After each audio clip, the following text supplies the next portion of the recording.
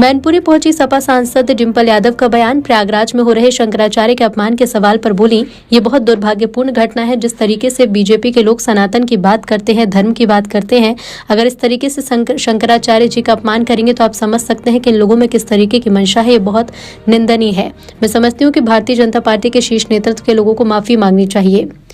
प्रदेश सरकार शंकराचार्य जी को मनाने के लिए डिप्टी सीएम को भेज रही है के सवाल पर उन्होंने कहा, ये सम्मान की कोई बात नहीं। जिस तरीके से देखा गया, काशी में मणिकर्णिका घाट की तोड़ने वाली तस्वीर सामने आई, वहां कहा गया कि एआई की तस्वीर है। क्या वहां अहिल्याबाई होलकर की प्रतिमा को नहीं तोड़ा गया? प्राण प्रतिष्ठित प्रतिमा को नहीं तोड़ा गया? हमने देखा कि वहां पर कॉरिडोर के नाम पर कितनी प्राण प्रतिष्ठित प्रतिमा को तोड़ा गया। ये मान लेना चाहिए कि सरकार झूठ केवल नाटक करने वाली सरकार है। ये नहीं चाहते वाकई में। जिस तरह से कहा गया कि बनारस को हम क्योटो बना देंगे, लेकिन ये बात कभी नहीं कही गई।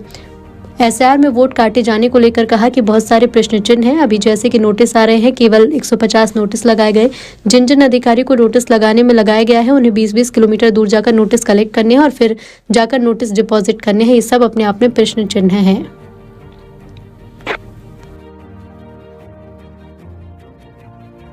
नहीं, बहुत ही दुर्भाग्यपूर्ण घटना है। और जिस तरह से भारतीय जनता पार्टी वाले लोग जो सनातन की बात करते हैं, जो धर्म की बात करते हैं, अगर वो हमारे शंकराचार्य को अपमान करेंगे तो आप सोच सकते हैं, समझ सकते हैं कि इनकी क्या नीयत है और क्या मंशा है। ये निंदनीय है और मुझे लगता है कि भारतीय जनता पार्टी के शीर्ष नेतृत्व को माफी मांगनी चाहिए। सरकार भारत जोड़ो बनाने के लिए डिप्टी सीएम को भेज रही है, क्या कारण दिख रहा है कि सीएम को जाना पहले एक अपमान? ये सम्मान की कोई बात नहीं है। लगातार देखने को मिला है जिस तरह से काशी में जो मणिकर्णिका घाट की जो तोड़ने वाली तस्वीरें आई थी और जहाँ कहा गया कि ये एआई की जनरेटेड तस्वीरें हैं, जहाँ अहिल्याबाई होलकर की प्रतिमाओं को तोड़ा गया, वहाँ पे प्राण प्रतिष्ठित मूर्तियों को तोड़ा गया।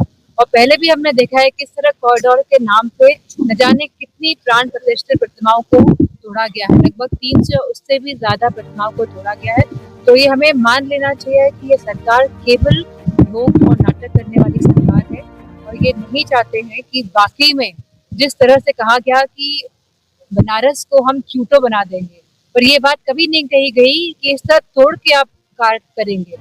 कहीं पे भी कोई भी अगर हम देखा जाए रिनोवेशन की बात होती है तो हम चीजों को सजो के रखने की बात करते हैं, ना कि तोड़ने की बात करते हैं। लेकिन यह सरकार ऐसी सरकार है जिसने मंदिरों को तक को तोड़ने का कार्य किया है।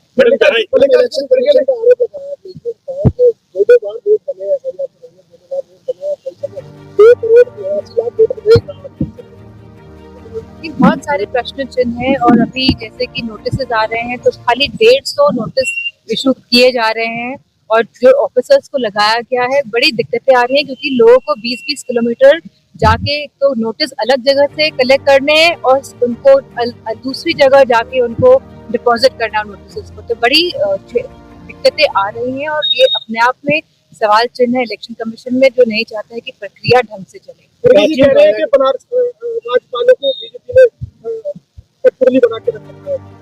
ये तो देखने को मिल रहा है जब से भारतीय जनता पार्टी के लोग सरकार में आए हैं केंद्र की, हमने लगातार देखा है कि गवर्नर्स का या राज्यपाल का हस्तक्षेप बढ़ रहा है और स्मूथ फंक्शनिंग जिस तरह स्टेट्स की होनी चाहिए, जिस तरह हमारे संविधान में लिखा है कि स्टेट्स की अपने रूल्स रेगुलेशंस और अपनी शक्तियां होती हैं जिसके आधार पर वो चलती है। लेकिन लगातार ये देखने को मिल रहा है कि राज्यपाल हस्तक्षेप बना रहे हैं और जिस तरह स्टेट को स्मूथली चलना चाहिए उस तरह नहीं चलाता।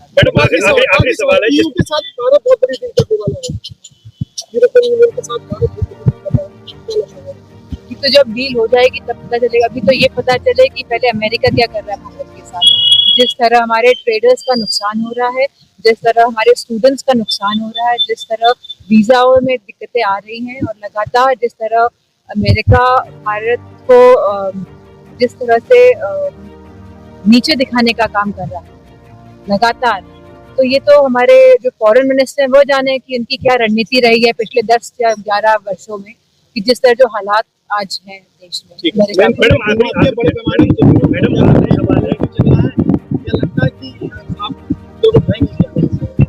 ये देखने को मिला है कि मैनपुरी में भूमाफिया बहुत सक्रिय है, लगातार ये लोग जी, तो इस पे हम संसद में भी उठाएंगे और ये खाली मैनपुरी का ही किस्सा नहीं है, जो हमें देखने को मिला है अन्य जिलों में भी जिस तरह से पूरे भूमाफिया सक्रिय है, ये अपने आप में प्रश्न उठाता है भारतीय जनता पार्टी मैडम की आखिरी सरकार सवाल है कि जिस तरीके से शंकराचार्यों पे अत्याचार हो रहा है, वहीं शंकराचार्यों ने कहा है कि योगी जी को हटा के अब केशव प्रसाद को मुख्यमंत्री बनाया जाए। समझदारी है वो। ये तो भारतीय जनता पार्टी वाले लोग डिसाइड करेंगे कि कौन उनका मुख्यमंत्री बनता है, लेकिन जिस तरह से अपमान हुआ है शंकराचार्यों का वो नहीं होना चाहिए था, वह निंदनीय है, हम इसकी निंदा करते हैं।